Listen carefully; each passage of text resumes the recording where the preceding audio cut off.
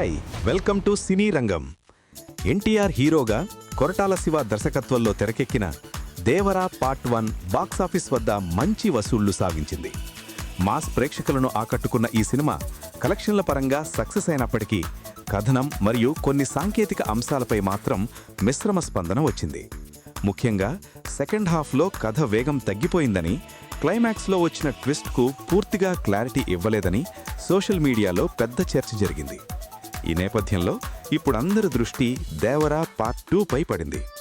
ఎందుకంటే మొదటి భాగంలో వచ్చిన విమర్శలకు సమాధానం ఇవ్వాల్సిన బాధ్యత ఇప్పుడు కొరటాల శివపైనుంది.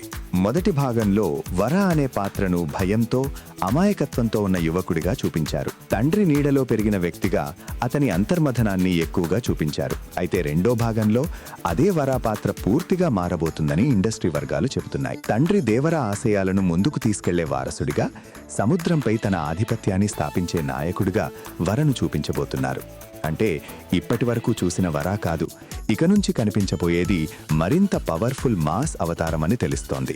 ముఖ్యంగా క్లైమాక్స్లో చూపించిన దేవరా వర్సెస్ వరా ట్విస్ట్ ఇప్పటికీ చాలా మందికి సందేహాలే మిగిల్చింది.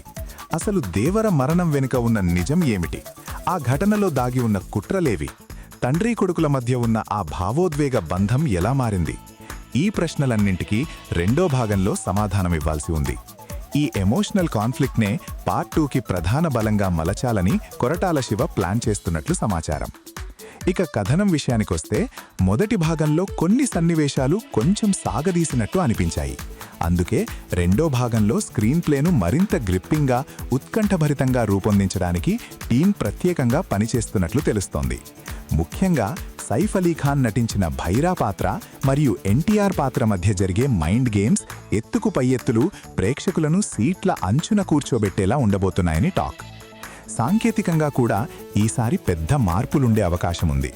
మొదటి భాగంలో సముద్రం లోపల వచ్చే కొన్ని విజువల్స్పై వచ్చిన విమర్శలను దృష్టిలో పెట్టుకొని పార్ట్ 2లో విఎఫ్ఎక్స్ మరియు యాక్షన్ సీక్వెన్స్లను మరింత గ్రాండ్గా తీర్చిదిద్దుతున్నారని చెప్తున్నారు.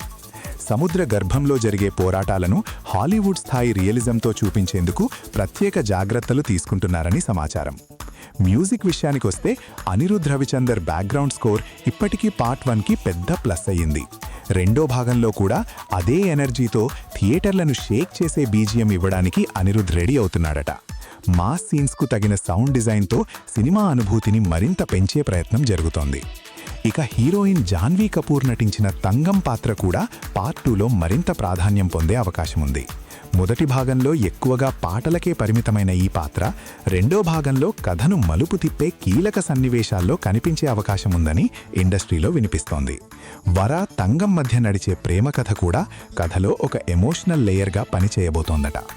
మొత్తానికి మొదటి భాగం ఇచ్చిన ఫీడ్బ్యాక్ను పాజిటివ్గా తీసుకుని ఎన్టీఆర్ ఇమేజ్కు తగ్గట్టుగా మరింత భారీగా బాక్సాఫీస్ను షేక్ చేసేలా దేవరా పార్ట్ 2ను కొరటాల శివ సిద్ధం చేస్తున్నారని టాక్ వినిపిస్తోంది.